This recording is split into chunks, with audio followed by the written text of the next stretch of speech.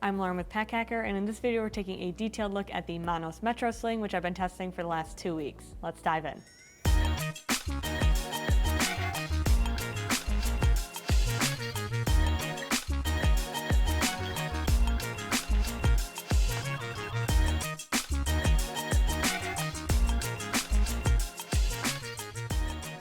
This comes in 2 different material options at the time of this video, and depending on the material you get different colorways. So we have the vegan leather option here. This is a ultra microfiber vegan leather. It's very, very soft. I like the look of it. I got a lot of compliments on the aesthetic of this bag. A lot of people that I saw out and about, and my friends and my family, really liked it until I started talking about the functionality of it, which we'll get into in a second. But I think it does look very nice and sleek. I think that's what Monos does really, really well. We have a DBoss logo right here, so it's very subtle, just kind of like hides off to the side over there. And then this also comes in a nylon version, so it's a premium nylon twill and has the vegan leather accents across it. So in general, pretty sleek and great. We have a vegan leather zipper pull here. And then the strap itself is just kind of like a soft nylon, which we'll talk about the strap in a second. But in general, this thing is pretty simple on the outside. We have unbranded anti-catch zippers on the front and the back here. These here, I would say, I mean, I don't know technically what like anti-catch is, aside from the fact that it just keeps them smooth.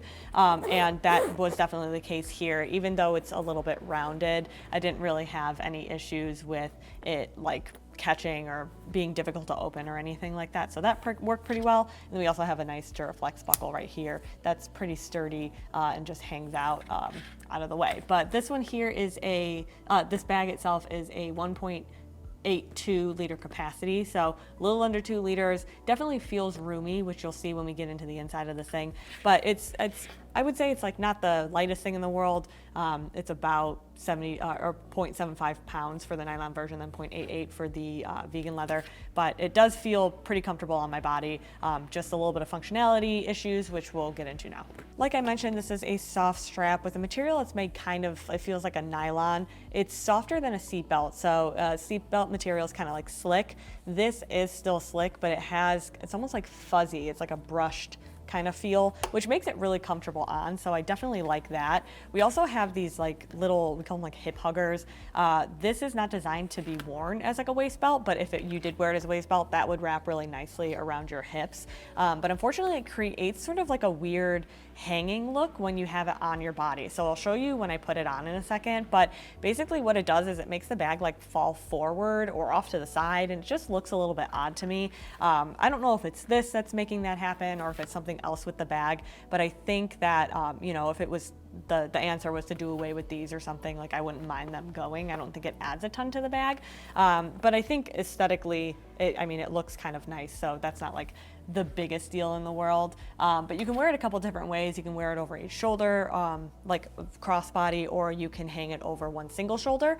So again, show you what that looks like. But it is a pretty simple thing, just a quick little clip. The only thing to mention specifically is this is as tight as you can make it. So I'll show you what that looks like on my body, but you can really only make it longer than that, which pretty easy to adjust, and you don't have a bunch of like extra strap hanging around. That is a little bit tight to pull, but I found myself just kind of setting and forgetting it. So just kind of get into the adjustment, and for the most part, you're good to go. So this is what the sling looks when it's on my body, and it's you can see why people are complimenting the aesthetic. It just looks very nice. Took the hoodie off so you can see it a little bit better, but this starts to pull forward on my front, and that's because this like hip hugger thing is kind of like a triangle that's pushing it out versus letting it lay flat against my body.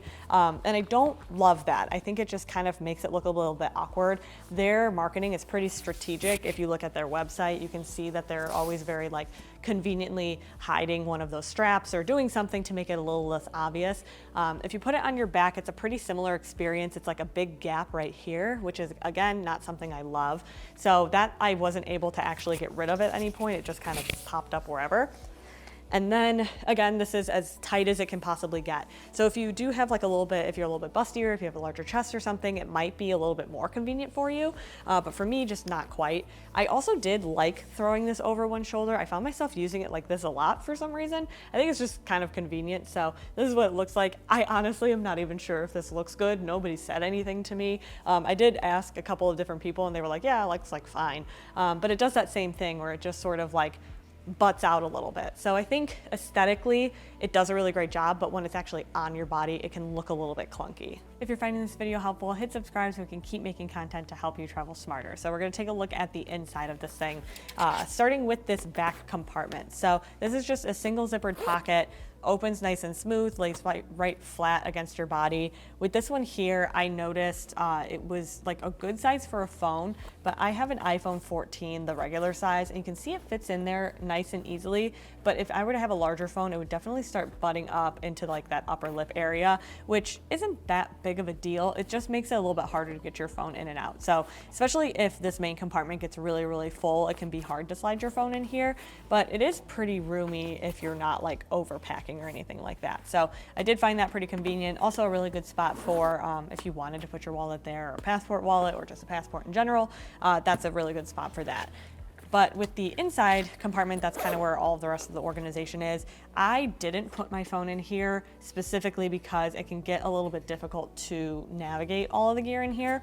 So you can see when I open this up, I don't have a ton of visibility. So if I mean, looking at it from here, you can see like pretty decently inside if you like pull it open. But if I were to just like quickly open it, unzip it, you know, whatever, that's like the angle I'm looking at with my head when I'm looking down when it's on my body. You just can't really see it super well. So I always found myself like really pulling it open to get a good look at everything. And with this here, you can see everything's just kind of scattered around. So I've got like some smaller things that I didn't really know what to do with. I would like put them in here and then sometimes they would slip out just because we've got the 2 slip pockets on the back. This was a good size for like gum or something like that. But I did just keep most of my like large items in here. So it's been really hot and sunny in Michigan lately. I've been just carrying around sunscreen so I can reapply throughout the day. That's a good place for that. I just also have my wallet in there, tape measure for when I'm going to stores. I find myself when I have a bag that's a little bit bigger, I just start bringing more things versus bringing like small versions of things. So that's kind of like a me thing, but I did notice that this was like a decent sized space for a good amount of gear. You just can't really overpack it super well. So then I also have my keys here. This is a nice key leash. It's like a little ribbon and there's a little clip here as well.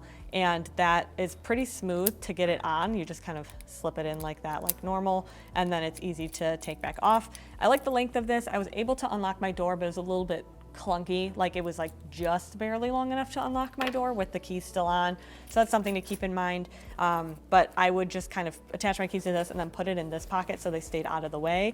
Or if I wanted as much space as possible in here, I'd put all my gear in here and then like rest my keys on top. If I don't need them as often, rest them on the bottom or something like that. But with this key leash being as long as it is, it's just kind of like, it keeps my keys accessible. Like I can just grab this key leash and pull my keys out. But for the most part, it's not like keeping them more organized or anything because the key leash is so long. It's not like keeping them in a designated area or something, which isn't the best, but works pretty well.